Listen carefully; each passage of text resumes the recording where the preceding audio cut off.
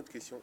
Quelles sont les erreurs qu'on est susceptible d'éviter lorsqu'on entre dans un incubateur ou un accélérateur? Est-ce que par exemple tu as des erreurs que tu aurais pu commettre si tu n'étais pas entré dans ce type de structure d'accompagnement? Tout à fait. Par exemple, moi, j'aurais commis une erreur qui est assez fondamentale, c'est qu'au début, on se dit, notre idée est géniale.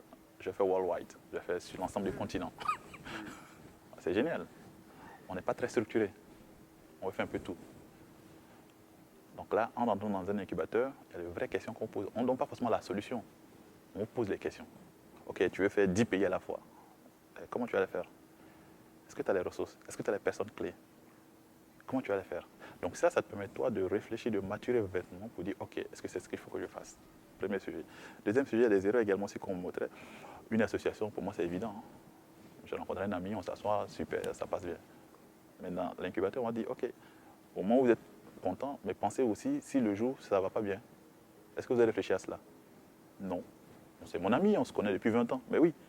Mais si dans 2 ans, vous faites une levée de fonds, beaucoup d'argent, et que finalement il y a des dissensions, comment vous allez régler?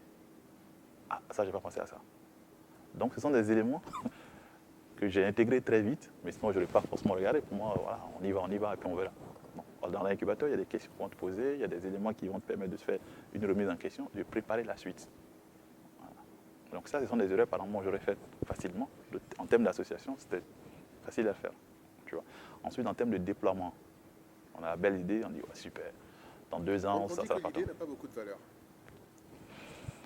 C'est l'exécution Je suis pas, je suis qui pas, je suis, prime. je suis pas, je suis pas, je suis pas convaincu. Je suis pas convaincu. Dans mon cas particulièrement, je pense que c'est l'idée. Pourquoi? Parce que généralement, la start-up au début, l'idée, est-ce qu'on est sûr ou pas sûr?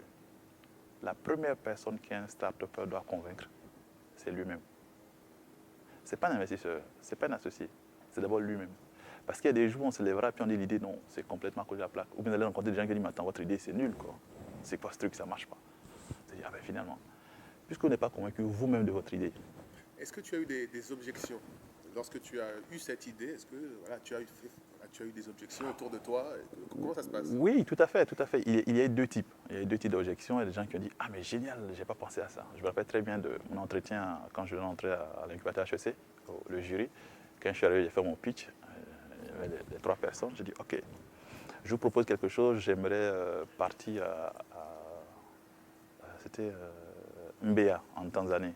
Est-ce que quelqu'un peut me donner le tarif de billet entre dans la capitale de Tanzanie et Mbeya? Il y a quelqu'un dans le jury qui dit, mais c'est pas possible. Moi j'ai fait 20 ans en Afrique. C'est pas possible, on ne peut pas le faire.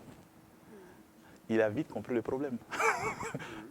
J'ai dit, voilà, c'est ce que Trip Afrique veut régler. Et là, il a vite compris. Il dit, ouais, ça, je pense que là, c'est un vrai problème que tu veux. Et il y avait aussi un autre élément, j'avais fait un pitch toujours à HEC à l'incubateur, et le fils HEC entrepreneuriat. Il y a des gens qui étaient dans la salle qui ne comprenaient pas pourquoi on va mettre une plateforme pour réserver. Parce qu'ici, on a les Lego, on a ce qui est évident, quoi. Et ils ne comprenaient pas pourquoi est-ce qu'on fait ça en Afrique. Donc, non, l'idée, ça n'a pas marché. Donc, j'avais les deux. Pour ceux qui ont été dans le contexte, ils comprenaient très bien. Ceux qui ne sont pas dans le contexte, ils disent non, mais c'est une idée qui est nulle, ça ne passe pas.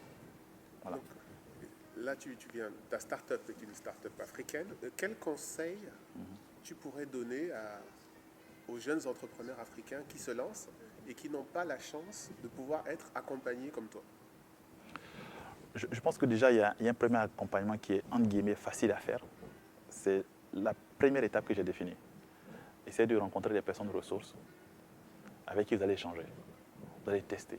Voilà, je vais faire, je sais pas moi, je vais faire une start-up qui va faire des drones pour aller distribuer, je sais pas moi, des médicaments dans les villages africains. C'est une belle idée, n'est-ce pas? Ok.